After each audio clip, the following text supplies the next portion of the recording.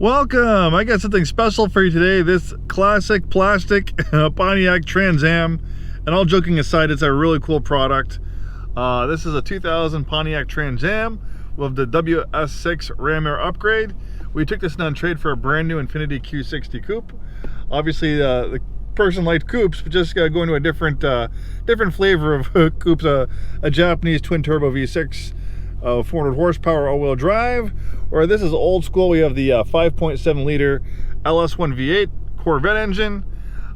Makes about 300 horsepower. Then the WS6 Ram Air I think adds about 20 horsepower. So about 320 horsepower. 4-speed automatic transmission. Traction control system. Also with a WS6 package, they're also supposed to make, I think, improvements to the suspension and stuff like that as well to improve handling, if I remember correctly. This is a beautiful example and could possibly be a desirable classic in the not too distant future.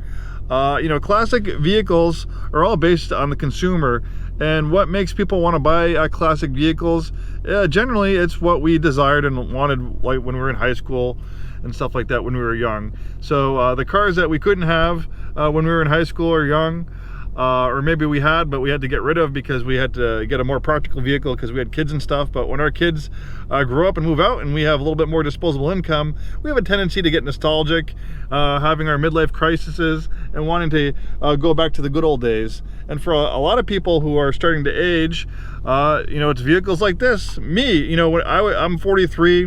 When I was in high school, I graduated in '99, so, you know, Mustangs, Camaros, like this, these were vehicles that we all used to drool over, and all, you know, we used to see all those cool kids with a cute girl in the seat, you know, driving the Fox body Mustangs and stuff like that, and they're like, I want to be that person, I want to have that car.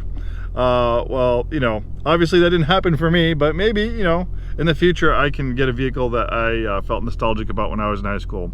And maybe for you, this was the one. This one has 86,477 miles. Pretty clean inside and out. Nice leather interior. We have a monsoon sound system. So we'll do a little walk around of this Pontiac Trans Am, and more importantly, we'll take it for a spin around the block and see how it drives. See how it's aged compared to more modern vehicles that I drive all the time working at a luxury car dealership. Okay, so 4-speed automatic transmission. This thing's in a really nice shape inside and out. The leather and interior materials are in pretty good shape. I don't see any cracking or ripping and tearing. You know, you have a little bit of wear and tear, but looking pretty good. Then it also has a set of wheels and tires from it looks like a C5 Corvette. So that's a nice little upgrade. And some, you know, ridicule the Pontiacs. These are the days where they really kind of put a lot of plastic cladding and stuff on it. Where kind of the Trans Am is kind of a little bit more, it was kind of like the Mustang GT. It had a little bit more pizzazz, a little bit more, you know, body cladding, side sills and stuff like that. Or they had a formula version of well, not the Trans Am, but the formula version of the Firebird, which is a little bit more toned down. Where this being the Trans Am, this is kind of like the little bit more of a flamboyant, flashy version.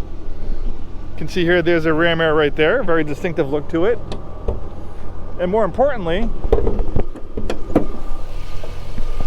there's that awesome 5.7 liter LS1 V8. There's that Ram Air induction port right there. We have the old school flip-up headlights. We have the nice fog lights on the front. T-tops as well. The Firebird was very known for T-tops back in the Smokey and the Bandit days. Nice dual-exhaling exhaust. Love that American V8 burble. We'll see how it sounds once we get this thing running. We have a spoiler. Oh, it looks like it has a car cover. A decent amount of space in the rear as well. Enough for you and your significant other for a nice weekend getaway. All right, let's hop behind the wheel and take this thing out for a spin. All right, here we are. We're taking this 2000 Pontiac Trans Am WS6 Firebird Trans Am out for a spin.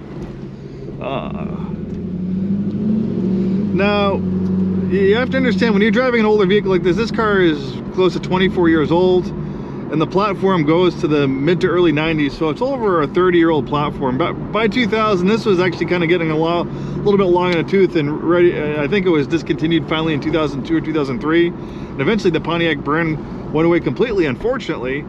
But you do have to temper your expectations as far as refinement goes. You know, this is 30-year-old technology, so the way the car drives and performs, if you compare it to more modern cars, it's gonna definitely feel a little bit dated.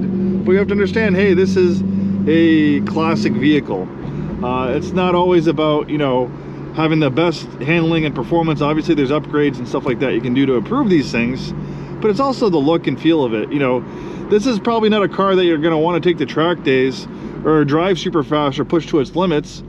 I mean, it's fast in a straight line, but these things weren't fantastic vehicles in the corners. I mean, it handles okay, but I'm pretty sure it has a solid rear axle, which isn't the greatest for handling. It's more of kind of like a straight line vehicle and a car to cruise around in. You'll definitely get, you know, compliments. You'll see people checking it out because you don't see these things every day. You know, a brand new Toyota Corolla is gonna, you know, feel more refined and you know, in a lot of ways than this car. But we have to understand that this is it's like going back in time. It's like a time capsule, teleporting to yourself to the 90s. All in the early 2000s, the good and the bad.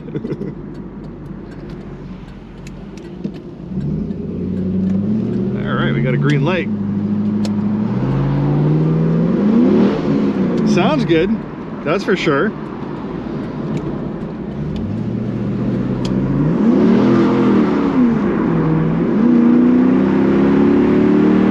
All right. So the traction control system was definitely a little overzealous, kicking in there, definitely reducing power. So I'll shut the traction control system off. I'm going to be careful because you can go sideways pretty fast in this thing. But I'm not going to do it. I don't have anyone behind me, so I'm going to slow down and just kind of test the roll and acceleration and see if that's a little bit better without doing a spin out. All right, here we go. Oh, definitely much better. Woo! Yeah, that definitely made a difference. It's fast enough. I think if this thing was any faster, it'd be a little too scary. It's already a little scary right now. If it was wet and a curvy road, you have to be really careful about, you know, and the traction control off about, you know, how much throttle you're giving this thing, because this thing, you know, could put you in the ditch if you don't respect it, or if you're not a good driver. You know, the handling's pretty good, but like I said, there's nothing to write home about for the handling of this thing. A brand new Toyota Corolla will probably feel like it handles better than this thing. But like I said, the whole point of a vehicle, like getting an older vehicle like this, is kind of going back in time. It's fun, it's cool, it sounds good, it's loud, and I think this will be definitely a desirable classic in the not too distant future, if not already. Like I said, you know, we can already see it now. You know, for a while, cars from the 50s and 60s and 70s, those muscle cars and stuff like that, they were breaking the bank at the auctions, but we can kind of see them cooling it down because a lot of those baby boomers who bought those cars, because those are the cars that they had in high school, they're aging to a point where, you know, they're not buying cars like that anymore like they used to. They're kind of getting to the point where, you know, they're probably not wanting to drive muscle cars, you know. So now we're starting to see, you know, cars from the 80s and 90s, and I think which will be next is the 2000s. That'll be the next group of cars where we will see increases in value. And we're already starting to see it today with specific vehicles. I mean, namely one, you know, the Toyota Supra.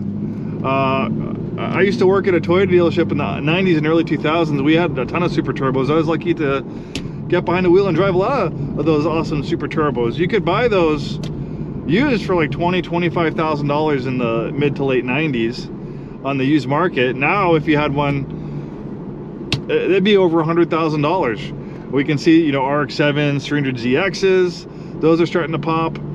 Fox body Mustangs. The square body Chevy pickups and trucks. So we have a tendency, like I said, to be nostalgic for the days of high school, early 20s, and then when we get in a position where we have the financial ability to make those dreams come true, then we start buying cars like that. So I think this is going to be one of them. I think there's a lot of people like me who was in you know, high school in the 90s and early 2000s, and like I said, maybe they had one and had to get rid of it for something practical, so they had a family, or like me, I wanted it, but I just couldn't afford it at the time. But now you can make that dream come true. This is a perfect vehicle to do that in. So if this one's still available, you might be watching this video on YouTube in the future. You know, but if this one's still available, we have complimentary delivery to Washington, Oregon, and Idaho, and we can also ship nationwide. We ship vehicles all over the country for our customers. Contact us for more information, and maybe we can get this thing shipped to you. Obviously, 2000 Trans Am WS6s with under 100,000 miles, they don't grow in trees, so this might be a little bit of a rarity in the market.